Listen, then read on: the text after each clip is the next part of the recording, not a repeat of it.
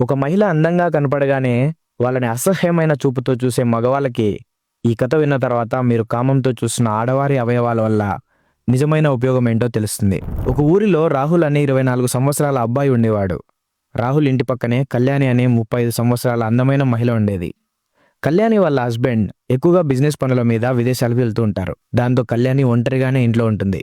ఆ ఒంటరితనంలో రాహుల్ చూపు కళ్యాణిపై పడింది. కళ్యాణి వర్క్ మీద ఎక్కడికైనా బయటికి వెళ్తున్నప్పుడు, ఇంటి ముందు ఊడుస్తున్నప్పుడు, బట్టలు పిండుతున్నప్పుడు, లేదా ఒక్కోసారి పొరపాటున కనిపించిన రాహుల్ మైండ్లో వేరే ఆలోచనలే వచ్చేవి.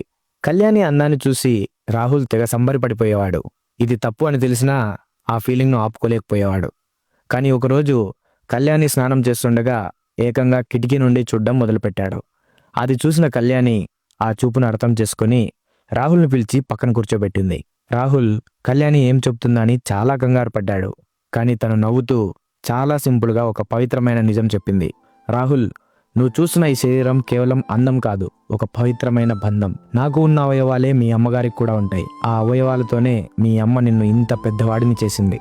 నువ్వు అసహ్యంగా చూస్తున్న నాభి మీ అమ్మ నిన్ను లోకంలోకి తీసుకురావడానికి కనెక్ట్ చేసిన పేగుబంధ స్థానం. కామంతో చూస్తున్న రొమ్ము నీకు పాలు అనే అమృతం ఇచ్చిన పవిత్రమైన చోటు. నడుము నువ్వు కూర్చోడానికి అలవాటు పడిన మొదటి ప్లేస్. ఇంకా పెదవులు మీ అమ్మతో నీ ఫస్ట్ కిస్ పొందిన చోటు. నువ్వు రోజు చూసే తొడలు నువ్వు స్నానం చేయించుకోవడానికి అలవాటు పడిన స్థలం. ప్రతి స్త్రీ శరీరంలోని ప్రతి భాగానికి ఒక గొప్ప చరిత్ర ఉంటుంది రాహుల్. అది కేవలం కామం కోసం కాదంటూ మొహమాటం లేకుండా ప్రతి విషయాన్ని రాహుల్ కి క్లారిటీగా వివరించింది. ఆ మాటలు విన్నాక రాహుల్ కళ్ళు తెరుచుకున్నాయి. వెంటనే కళ్యాణిని క్షమాపణ అడిగాడు.